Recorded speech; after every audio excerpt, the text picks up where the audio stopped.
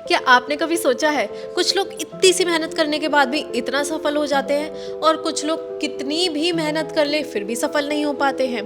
कुछ लोग आसमान छू रहे हैं और कुछ लोग असफलता में फंसे हुए हैं। इसका कारण आपकी कुंडली का नवम भाव हो सकता है। आइए देखिए कैसे।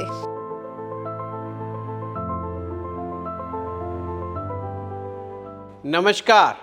एस्ट्रो पाठशाला में आप सभी का स्वागत है। मित्रों, आज का टॉपिक बहुत ही मज़ेदार है और बहुत ही ज्ञानवर्धक है। टाइटल देख करके आप भी सोच में पड़ गए होंगे। जी हाँ, ये टॉपिक बहुत ही शानदार है।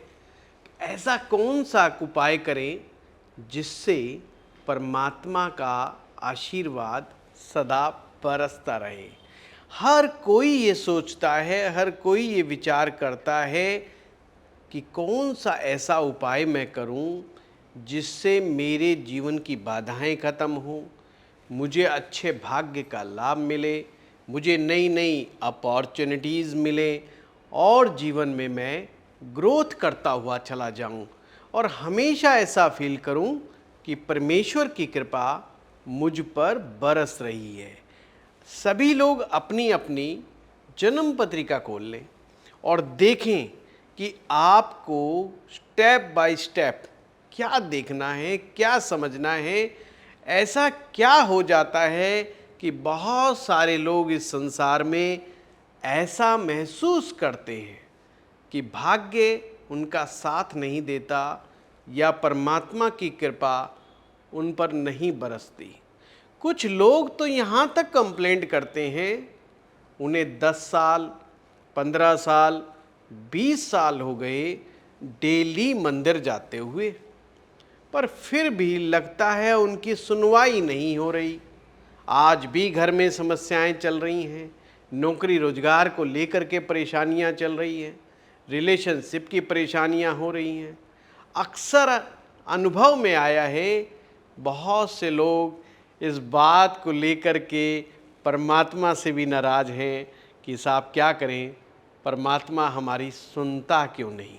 आपकी जन्म पत्रिका में ये बड़ा प्यारा सूत्र दिया हुआ है जो आज मैं आपको सिखाऊंगा। इस सूत्र के माध्यम से पता चलेगा आपको कि क्या करने से आपका भाग्य चमकता है, क्या करने से हमेशा आपको लगेगा कि परमेश्वर की कृपा आप पर बनी हुई है।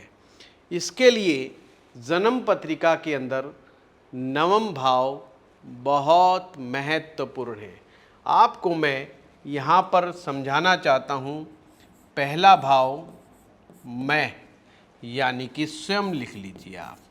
ये तो मैं लिख दिया अपने लिए, आप यहाँ पे लिखे स्वयं, यानी कि आप स्वयं यहाँ पर हैं। जब भी हम परमात्मा से कुछ चाहते हैं तो हम प्रार्थना करते हैं, कोई विचार व्यक्त करते हैं। कुछ लोग मैनिफेस्ट करने का प्रयास करते रहते हैं। कहने का मतलब जो चीज़ चाहते हैं वो बार बार रिपीट करते हैं, बार बार बोलते रहते हैं। उन्हें लगता है ऐसे ही करेंगे तो मैनिफेस्टेशन हो जाएगा। और बहुत सारे लोग मार्केट में मैनिफेस्टेशन की टेक्निक भी सिखा रहे हैं, पर उनमें से भी लोगों की कंप्लेंट है कि साहब मैनिफेस्टेशन की टेक्निक तक हमारे लिए काम नहीं कर रही। कुछ लोग कहते हैं हमने सुबह 3 बार, दोपहर में 6 बार, 9 बार रात के समय बोलना शुरू करा, उसने भी काम नहीं किया हमारे लिए। टेक्निक्स क्यों फेल हो जाती हैं, आइए समझते हैं। पंचम भाव ये कि मंत्र का है, प्रार्थना का है। हम पंचम भाव पर आ जाते हैं। जैसे ही हम कोई प्रार्थना करते हैं, कोई चीज़ को मैनिफेस्ट करने का प्रयास करते हैं, हम पंचम भाव पर आते हैं। पर भवत भवाम न्याय सूत्र के अनुसार पंचम भाव पर जो क्रिया आप कर रहे हो उसका परिणाम अपने से पंचम में प्राप्त होगा। ये ध्यान रखिएगा, पंचम का परिणाम अपने से पंचम, यानी कि 9th हाउस उसका रिजल्ट देगा। जितना अच्छे से कर्म पंचम में यहाँ पर करोगे, पर रिजल्ट देने की ताकत अपने से पंचम में होगी। अपने से पंचम का मतलब यहाँ से गिनो 1 2 3 4 5। जी हाँ, पांचवें से पांचवा यानी नवम भाव। नवम भाव को हम लोग अक्सर जानते हैं भाग्य के रूप में।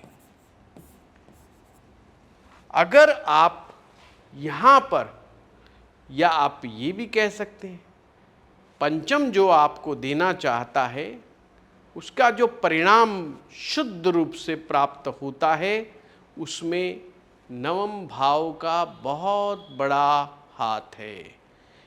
अगर आप पंचम भाव आपका ठीक ठाक है, पर नवम भाव अगर किसी भी व्यक्ति का बिगड़ा हुआ है, तो प्रार्थना करने पर, मंत्र जप करने पर भी इंसान को अच्छा परिणाम कई बार नहीं प्राप्त होता, या जो परिणाम प्राप्त होता है उन परिणामों से व्यक्ति सेटिस्फाई नहीं होता। उसको लगता है चीज़ तो मिली, पर मिलते मिलते बहुत देर हो गई। ये तो उन लोगों के लिए थी जो मंत्र पाठ पूजा और प्रार्थनाओं में लगे हुए हैं। फिर बात करते हैं मंदिर की। कुछ लोग कहते हैं जी हमें 10-15 साल 20 साल हो गए मंदिर जाते जाते। लाल किताब के अनुसार दूसरा भाव धर्म स्थान यानी कि मंदिर का है। अगर आप मंदिर में चले जा रहे हैं, डेली जाकर के प्रार्थना कर रहे हैं, तो वहाँ पर हमें दूसरे भाव हमें क्या परिणाम देता है उसके बारे में सोचना है। कुछ लोगों का दूसरा भाव अगर कमज़ोर पड़ जाता है या वेल प्लेस्ड नहीं होता है, तो मंदिर में जाकर के की गई प्रार्थनाओं का असर अक्सर उन्हें कम मिलता है या मिलता ही नहीं। तो उसमें सेकंड हाउस का रोल बहुत है। पर चलो, हमारा तो टॉपिक ही परमात्मा की कृपा का है। भाग्य का एक मतलब होता है अवसर। आप में तमाम प्रतिभा है, आप में तमाम खूबियां हैं, पर जब तक उस प्रतिभा को एक अच्छा अवसर प्राप्त नहीं होगा, एक कलाकार को एक अच्छा स्टेज नहीं मिलेगा, एक अच्छी ऑडियंस नहीं मिलेगी, जब तक वो व्यक्ति अपनी प्रतिभा कैसे दिखा पाएगा। अगर उसे अवसर ही नहीं मिलेगा, तो अवसर जो आता है वो नवम भाव की देन है। जो नवम भाव से भाग्य, भाग्य का मतलब अच्छा अवसर। पंचम भाव कला का भाव है, पंचम भाव आपकी प्रतिभा का भाव है। इसको प्लेटफार्म देने का काम नवम भाव करता है। ये ध्यान रखिएगा, अवसर देने का काम नवम भाव से होता है। और 9th हाउस से हम देखते हैं हायर एजुकेशन।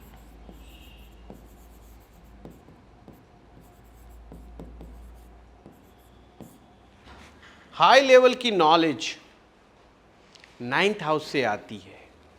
वेदांग का ज्ञान, वैदिक नॉलेज, ये भी 9th हाउस का मामला है। और क्या क्या देखते हैं? तीर्थ यात्रा, ये भी नवम भाव का ही मामला है। इन सब से बड़ी बात जो आपको मैं समझाने जा रहा हूं, परमात्मा का आशीर्वाद।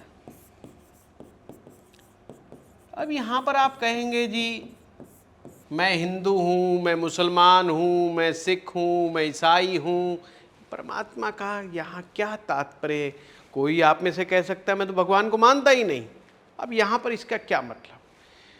जिस परम शक्ति को भी आप मानते हैं, जिस एनर्जी को भी आप बिलीव करते हैं, जिस सिस्टम में भी आपका फेथ है, वो पावर नवम भाव से देखी जाती है। अब परमात्मा का आशीर्वाद के बाद आता है गुरु का आशीर्वाद। हमारे सनातन धर्म में तो गुरु का आशीर्वाद सर्वोपरि है। गुरु का आशीर्वाद मिल गया, समझो साक्षात परमेश्वर का आशीर्वाद मिल गया। अब आपको क्या क्या करना होता है उस चीज पर आने से पहले, या क्या करना चाहिए उस चीज पर आने से पहले, मैं आपको थोड़ा और डिटेलिंग करना चाहता हूं। अभी तो जस्ट मैंने इतना बताया कि भाई नवम भाव से इसका लिंक है। अगर आप अपने आप को भाग्यशाली महसूस करते हैं तो इसमें नवम भाव का ही हाथ है, नवम भाव का आशीर्वाद है। नवम भाव हमारे फॉर्च्यून को दिखाता है। ये एक तरह से दीपक है, ज्ञान का प्रकाश है। कैसे समझेंगे कि आपका नवम भाव अच्छा है, इस पे आ गए हम। कि बहुत सारे लोग सोचते होंगे कि जी हमें क्या समझ में आता है, हमें तो कुंडली देखनी ही नहीं आती है। ये उन लोगों के लिए है। अगर आपको कुंडली नहीं देखनी आती, कोई बात नहीं, लाइफ में आपको कुछ ऐसे संकेत प्राप्त होंगे जो बता देते हैं कि आपका नवम भाव अच्छा है। यदि जीवन में बचपन से ही आपको अच्छे गुरु मिले हैं, या अच्छा आपको एडवाइज़र मिला है, अच्छा मेंटर मिला है, आपको सही समय पर सही सलाह देने वाले लोग आपके जीवन में हैं, आपके घर में बैठा हुआ कोई बड़ा बुजुर्ग आदमी जो बहुत अनुभवी है, जो कदम कदम पर आपको मदद करता है, आपको सलाह देने में, और आपको समझाता है ये गलती नहीं करनी है, ये गलती कर देनी है, इसको करके देख लो, इस गलती को, तुम्हें जीवन में अनुभव आ जाएगा, पर गलती का लेवल क्या होगा, वहाँ तक वो आपको समझा रहे हैं। तो समझो नवम भाव अच्छा है। अब आपके घर में बड़ा बुजुर्ग तो है, पर बड़ा बुजुर्ग कहलाने लायक नहीं है। यानी उसके अंदर वही सब उल्टे सीधे विचार, लड़ाई झगड़ा, तनाव, गुस्सा, क्रोध, सब कुछ है उसके अंदर। और वो अपने जीवन से उसने क्या सीखा उन्हें खुद को ही नहीं पता। वो खुद ही कंफ्यूज रहे सारी ज़िंदगी, और अब तक वो कंफ्यूज हैं। मैं उन बुज़ुर्गों की बात नहीं कर रहा, मैं उन बुज़ुर्गों की बात कर रहा हूँ जिन्होंने अपने जीवन से बहुत अच्छी अच्छी लर्निंग सीखी हैं, और वो लर्निंग्स अपने आने वाली पीढ़ी को दे रहे हैं। पीढ़ियों का विकास कैसे होता है, आने वाली जनरेशन को कैसे सिखाना है, इसकी कला अगर उनके अंदर है। बड़े बुजुर्ग ऐसा है जो सब परिवार को बांध करके रखे, सबको एकजुट बना करके रखे। तो समझो नवम भाव अच्छा है भैया, इसमें कोई टेंशन लेने की जरूरत नहीं। सही समय पर सही अवसर मिलते हो। मान लो आपने एक अच्छे कॉलेज से शिक्षा प्राप्त की, कॉलेज के अंदर ही कैंपस इंटरव्यू के दौरान आपको अच्छी कंपनी आई और वहाँ पर ही आपका सिलेक्शन हो गया, और कैरी ऑन चल रहा है मामला। एक कंपनी से दूसरी, दूसरी से तीसरी, टाइम टू टाइम आपको अच्छी प्रमोशंस मिल रही हैं। टाइम पर प्रमोशन मिलना, ये बड़ा ध्यान से समझना, टाइमली प्रमोशन मिलना, ये संकेत है नवम भाव अच्छा है। आस्था और सकारात्मक दृष्टिकोण, यदि आपका परमपिता परमेश्वर में पूरी आस्था है, आप बिलीव करते हैं उस पावर के अंदर, और आपको लगता है कि इसकी कृपा मुझ पर बनी रही है, बनी हुई है, तो समझो आपका नवम भाव अच्छा है। टाइम टू टाइम भाग्य साथ दे जाता है, तो भी आपका नवम भाव बहुत अच्छा है। यदि जीवन में उच्च कोटि का ज्ञान प्राप्त होने का बहुत सुंदर अवसर आपको प्राप्त होता है, आपको अच्छे गुरुओं का साथ मिल जाता है, तो समझो नवम भाव बहुत अच्छा है। और एक और ख़ास पहचान, आपको तीर्थ यात्राओं का बहुत योग बनेंगे। बड़ी बड़ी तीर्थ यात्रा के साथ दान करने की प्रवृत्ति, ये बहुत इम्पॉर्टेंट है, ध्यान से समझिएगा। दान करने की प्रवृत्ति, समझो नवम भाव बहुत अच्छा है। उपकार करने की प्रवृत्ति, एनजीओ बना करके लोगों की सेवा करने की प्रवृत्ति, ये नवम भाव को एक्टिवेट करती हैं। या आप ये कह सकते हैं ये सब चीज़ें वो हैं जो दिखाती हैं कि आपका नवम भाव अच्छा है। देखा? चलिए आगे बढ़ते हैं और समझने के लिए, थोड़ा सा और समझ लेते हैं। अब मैं थोड़ा सा टेक्निकल बात करूँगा। ये तो मैंने निशानियाँ बताई आपको कि क्या निशानियाँ होती हैं और इसकी क्या निशानियाँ होती हैं कि आपका भाग्य अच्छा नहीं है, तो वो तो आप भुगत ही रहे हो, वो सब निशानियाँ ही हैं। टाइम पर अच्छी नौकरी ना मिलना, टाइम पर प्रमोशन नहीं मिलना, बचपन से कोई अच्छा गुरु नहीं मिलना, कोई मेंटर नहीं मिलना, कोई गाइड नहीं मिलना, कोई घर के अंदर बड़ा बुजुर्ग ऐसा नहीं जो तुम्हें सही टाइम पे सही सलाह दे सके। कभी आप तनाव की स्थिति में हैं, आपको ढांढस बंधा सके, आपको मोटिवेट कर सके, आपके पास जीवन में ऐसा नहीं है। भगवान के प्रति कभी आस्था होती है, कभी बिल्कुल ही आस्था नहीं होती है। कभी लगता है कि परमात्मा है, कभी लगता है नहीं है, कभी लगता है ये सब पाखंड है, कभी लगता है सब ये बोगस है।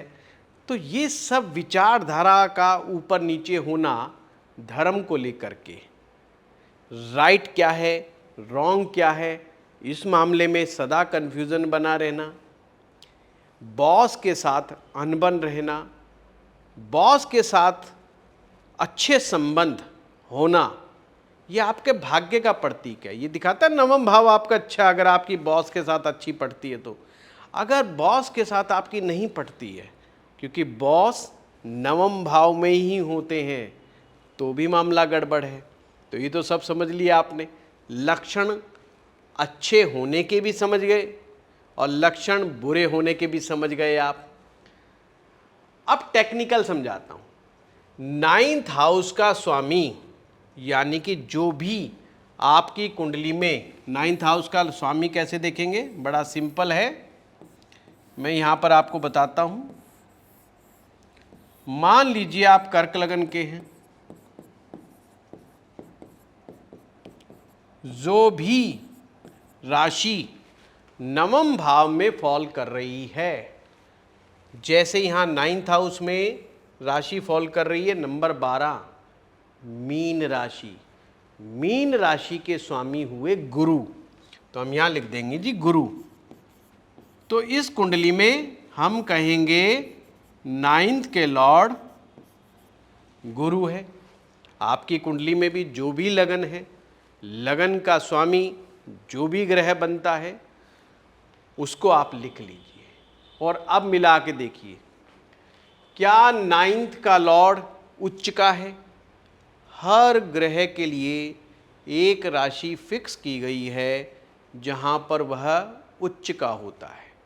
अगर आपका 9th का लॉर्ड उच्च का है तो समझो परमात्मा की कृपा आप पर सदा ही बरसती रहती है, सदा ही अच्छे अच्छे अवसर मिलते हैं और ये निश्चित है जीवन में कभी ना कभी आप पराविद्या का ज्ञान अर्जित करेंगे। पराविद्या का मतलब होता है वेद की नॉलेज, उपनिषद की नॉलेज, शास्त्र की नॉलेज, ध्यान, अध्यात्म, इन सब की नॉलेज, आत्मा और परमात्मा का ज्ञान, यही पराविद्या का ज्ञान है। पराविद्या की नॉलेज जब ही प्राप्त होती है अगर वही नवमेश नीच राशि में हो जाए। हर ग्रह के लिए एक नीच राशि भी होती है। नीच राशि में चला जाए, दुर्बल हो जाए यानी कि कमज़ोर हो जाए, तो ये चीज़ उचित नहीं। अगर नीच का हो गया नवम भाव, कमज़ोर हो जाए नवम भाव, नवम भाव कमज़ोर होने को हम देखते हैं कि वह अपने से कितनी दूर बैठा है, मतलब नाइन्थ हाउस से कितनी दूर बैठा है, और क्या कमज़ोर भाव में तो नहीं बैठा, छठे में, आठवें में, 12वें भाव में तो नहीं बैठा। ये सब देखते हैं। जैसे अगर नवम का लॉर्ड यहाँ पर गुरु 8वें में चला जाए तो हम कहेंगे ये चीज़ उचित नहीं है, अच्छे सौभाग्य के लिए अच्छी बात नहीं है। लगन से संबंध, अगर नवम भाव का संबंध, ध्यान से समझिएगा, नाइन्थ का संबंध लगन से हो जाए या लगन का संबंध नवम भाव से हो जाए और नवम भाव मजबूत हो, तो ये समझो परमेश्वर की कृपा है।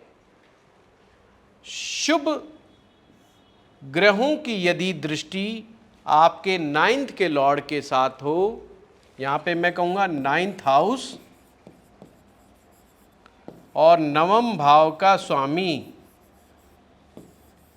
इनके ऊपर पाप ग्रह का प्रभाव हो यानी दृष्टि हो, तो मामला गड़बड़, ये चीज़ अच्छी नहीं है। तो इससे भाग्य संबंधी दिक्कतों का सामना करना पड़ता है। धर्म से ही भाग्य सक्रिय होता है। यहाँ पर कहना चाहिए धर्म की पालना करने से ही, धर्म को अच्छे तरह से निभाने से ही भाग्य सक्रिय होता है। बहुत बड़ा सूत्र है। इसीलिए नवम भाव को धर्म भाव भी कहा जाता है। सही मार्ग पर चलना भाग्य का द्वार खुलना है। लोग इसी चीज़ को नहीं मानते, गलती खा जाते हैं। लोगों को लगता है नहीं, झूठ बोलने से, बेईमानी करने से, लोगों को मूर्ख बनाने से, काम ना करने से, सही और गलत का फैसला ना करने से हम जीवन में ज़्यादा कामयाब हो जाएंगे, जबकि होता उल्टा है, भाग्य पक्ष ही खराब हो जाता है। नवम भाव कर्म, श्रद्धा और गुरु का मेल है। अब आपको वापस लेके चलते हैं हम, आखिर हमें करना क्या चाहिए। चलिए इनको हटा देते हैं हम। आखिर ऐसा क्या करें कि हमारे जीवन में परेशानियां ना आए। आपको मैं अब बड़ा प्यारा सूत्र बताने जा रहा हूं। आप चाहे किसी भी लगन के हैं, यानी आपकी कुंडली में चाहे कोई भी लगन हो, मेष लगन से लेके मीन लगन तक कोई भी लगन हो, आपको सिर्फ ये समझना है नवम भाव का कारक ग्रह, नवम भाव का कारक ग्रह गुरु होता है।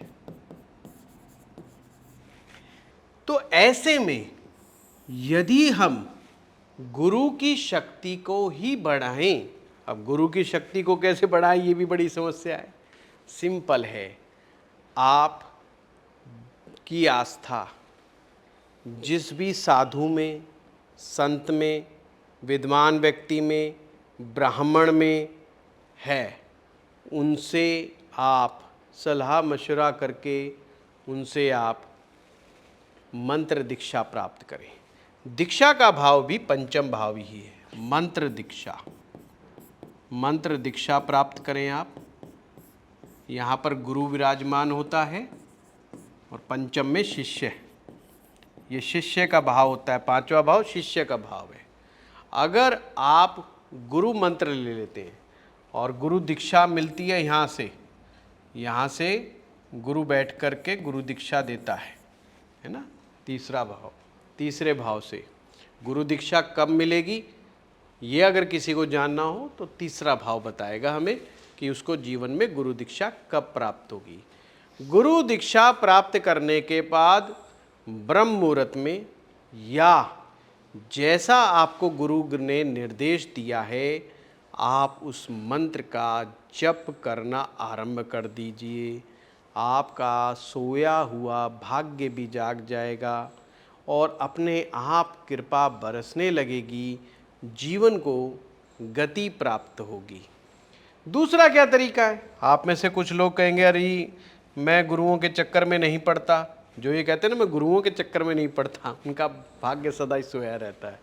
ये ध्यान रखना, वो गुरु का मतलब कोई एक जरूरी नहीं दाढ़ी वाला आदमी आप ढूंढे, कोई भी विद्वान व्यक्ति जो स्वार्थ से ऊपर उठ कर के है, जो निस्वार्थ भावना के साथ आपके जीवन का मार्गदर्शन कर सके, वही व्यक्ति गुरु है। आप उनके सानिध्य में रहें, बार बार उनसे मिलें, उनके साथ अच्छे संबंध रखें, बस हो गया काम। अगर आप में से कोई कहता है नहीं जी आप कोई दूसरा रास्ता भी साथ में समझा दो, हम देखना चाहते हैं, कुछ और भी देख लेंगे। दूसरा उपाय क्या है? पहला उपाय तो बताया आपको, चलो यहां भी लिख देते हैं, गुरु मंत्र या गुरु साधना। या तो आपका नवम भाव अच्छा है तो कोई दिक्कत ही नहीं है, अगर अच्छा नहीं है तो समस्या हो जाएगी, फिर तो गुरु साधना करनी पड़ेगी। दूसरा तीर्थ यात्रा। अब आपने कहा बहुत सारे लोग जब से कोरोना आया है तीर्थ स्थानों पर तो भीड़ इतनी हो गई कि पूछो मत, अब तो जाने का मन भी नहीं करता तीर्थ स्थानों पर। तीर्थ जैसे बचे ही नहीं, व्यापारिक स्थल बन गए। बात आप भी ठीक कह रहे हो। अब ऐसी भीड़ ज़्यादा आ गई है वहाँ पर जिनको मालूम ही नहीं है कि ये तीर्थ की महत्ता क्या है और तीर्थ पर जाने के बाद क्या करना चाहिए। तो यहाँ कंडीशन है, तीर्थ यात्रा जब करते हैं तो इसे कहा गया तीर्थ सेवन, यानी कि तीर्थ की मर्यादा के अनुसार ही तीर्थ यात्रा करें। जिस तीर्थ पर जाकर के जो कार्य करने का विधान है वही करें। वहाँ पर जाकर के जप तप अनुष्ठान करें, गुरु की आज्ञा से ही तीर्थ यात्रा करें और वहाँ पर धार्मिक उद्देश्य से ही जाएं। मैं फिर से कह रहा हूँ, केवल और केवल तीर्थ यात्रा करने का उद्देश्य केवल धार्मिक होना चाहिए, पिकनिक मनाना नहीं होना चाहिए। चलो आबो हवा बदलनी है, चल दो जी बद्रीनाथ जी, चलो जी आबो हवा बदलनी है, चल दो जी हरिद्वार गंगा जी, ऐसे नहीं। आपकी कोई उद्देश्य होना चाहिए। आप जाएं, कहें अपने आप से कि मैं गंगा जी जाऊंगा तो मैं वहाँ पर मंत्र जाप करूंगा, मैं फलाने ग्रह की मंत्र साधना करूंगा या फलाने देवता के लिए मंत्र जप करूंगा, या किसी भी देव स्थान पर जाएं, वहाँ पर बैठ कर के आध्यात्मिक ऊर्जा को ग्रहण करें। आध्यात्मिक ऊर्जा ग्रहण करने का यदि आपका उद्देश्य होगा तो ही तीर्थ यात्रा का शुभ लाभ आपको प्राप्त होगा। तीसरे नंबर पे क्या कर सकते हैं, और तीसरे नंबर पे क्या कर सकते हैं जो कभी भी गड़बड़ नहीं होता, कोई भी व्यक्ति कर सकता है, केसर वाला दूध डेली पिए या केसर की चाय। आप कहेंगे जी केसर की चाय कैसे बनती है? अरे भैया कुछ नहीं करना है, गर्म पानी करना है और कुछ केसर डाल दीजिए उसके अंदर, बस हल्का सा, जस्ट थोड़ा सा टिंच भर, हल्का सा पीलापन आएगा, उसको पी लेना है बस। पर थोड़ा वैद्य से पूछ लेना अगर आपको कोई शिकायत है तो एक बार। इस तरीके से चौथा काम क्या कर सकते हो आप? चौथा काम करना है आपको जीवन में पिता से, बॉस से और गुरु से, इन तीन लोगों से झगड़ा या विवाद नहीं करना है। पिता, बॉस, गुरु, इनसे कभी विवाद ना करें। अगर कहीं लग रहा है कि विवाद होने की गुंजाइश है, कोई ऐसा रास्ता, ऐसा मार्ग निकालें जिससे विवाद ना हो या बढ़े ना, बिल्कुल भी नहीं। उससे टकराने से जीवन में कोई लाभ नहीं होगा। अगर हो सके तो सेवा करें। सेवा करने का मतलब ये नहीं कि पैर दबाना होता है। सेवा करने का मतलब होता है कि जो भी काम दिया जा रहा है, जो पिता आपको समझाना चाह रहे हैं, पिता के द्वारा कही गई बातों को ध्यानपूर्वक सुने, समझें, और कोई बात नहीं पसंद आती उनको अपने तर्क के द्वारा शांतिपूर्वक, सम्मानपूर्वक अपने तर्क प्रस्तुत करें और उनको मनाने का प्रयास करें। पर बलपूर्वक जिद करके ये सब नहीं करना है। पिता के अपमान करने से भी मामला यहाँ पर गड़बड़ हो जाता है। ठीक है, एक विधि आती है रत्न धारण करने की। इसके विषय में मैं यहाँ पर नहीं बोलूँगा क्योंकि हो सकता है आपसे वो गलती हो जाए। रत्न धारण करने के लिए आपको किसी अच्छे ज्योतिषाचार्य के सानिध्य में जाना चाहिए और जब पता चलेगा आपको कि कैसे क्या करना है। और क्या कर सकते हैं हम कर सकते हैं मेडिटेशन।